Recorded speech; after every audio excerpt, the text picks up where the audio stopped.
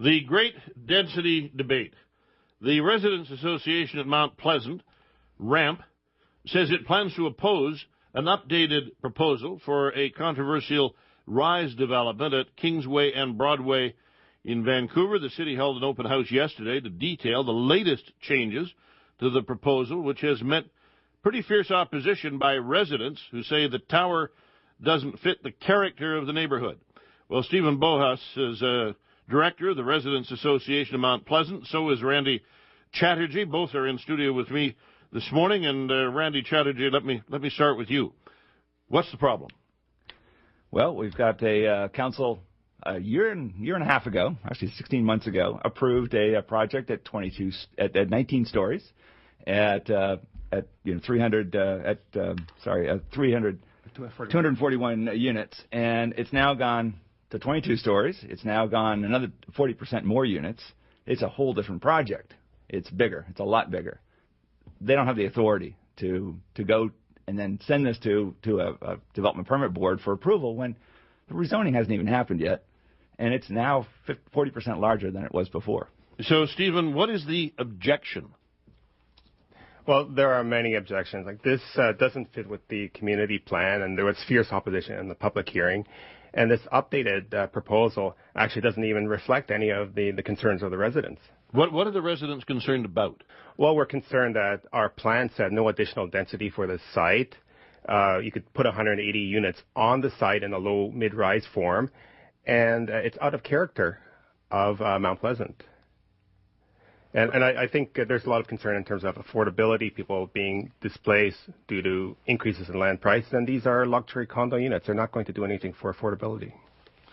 So are you opposed to the fact that they're luxury condo units? Are you opposed to the fact that there are too many? Is it going to change the neighborhood in a substantial way? Well, a lot of people will be eventually forced to move out, low and mid-income residents and renters. But it will actually set a precedent for other high-rises of a similar nature in the community. Yet, does anybody dispute the fact that there is going to be a need for increased density in the entire region? This is the city's growing. Look what it's done in the past 20 years. Not at all. We actually, in the community, we sat down and held a community charrette where we took a look at all of the developable spaces. And just as even Brent Todderan spoke honestly about having soft density throughout the neighborhood, we, just taking a look at what people said would fit their needs, we found 7,000 additional places for residents within Mount Pleasant, not in high-rise towers, in mid-rise, low-rise developments, townhouses, along arterials that desperately need some kind of revitalization. And we found literally 12, 15 times more density than So you're not opposed to density? Not at all. Not at all. We need to have it. We're looking at 140,000 new people, perhaps by 2040. That's the Metro plan. That would equate to roughly 7,000 new people in Mount Pleasant. Very doable in low, mid-rise density.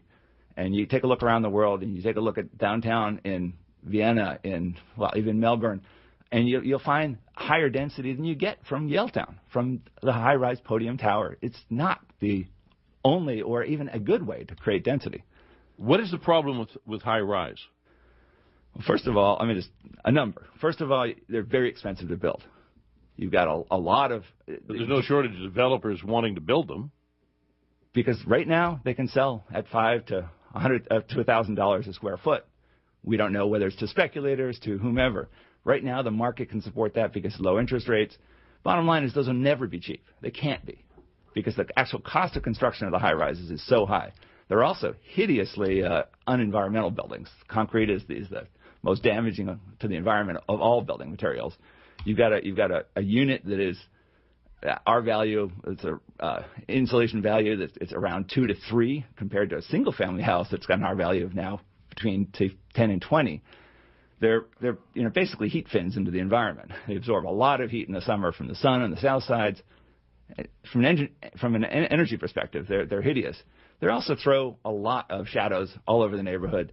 And finally, what they do is they drive up the value of land around them, because if this unit is now, this little space, 1.2 acres, is now approved for 500 500 people, that carries with it a lot of land lift, a lot of increase in value of the land. If those people were spread out in a lower rise areas and spread out where they can access resources and smaller shops, much less increase in their land value.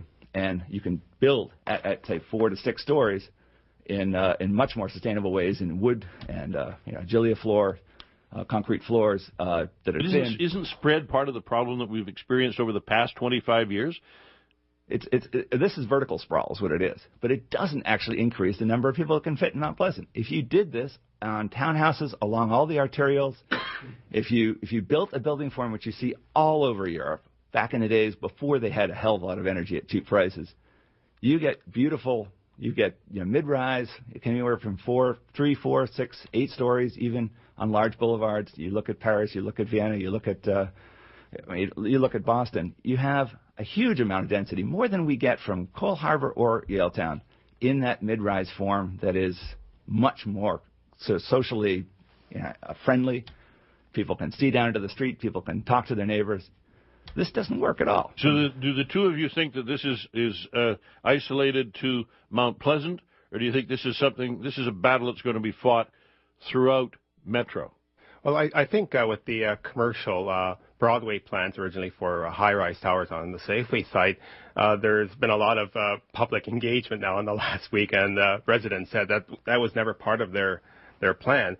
And I think that tower and podium model might not work very well outside of the downtown core, because the areas in Mount Pleasant, it's a heritage area. It's traditionally low mid-rise. It's a human scale area, so there's a lot of character to the area, and the glass towers really don't fit in. My thanks to Randy Chatterjee and to Stephen Bohus, both directors of the Residents Association at Mount Pleasant. We're going to talk with Gordon Price next. He's a director of the city program at SFU and a former city councillor in Vancouver, so he has some understanding of how these issues unfold and are eventually decided. You're with Bill Good on CKNW News Talk 980, and we'll be back with more right after this.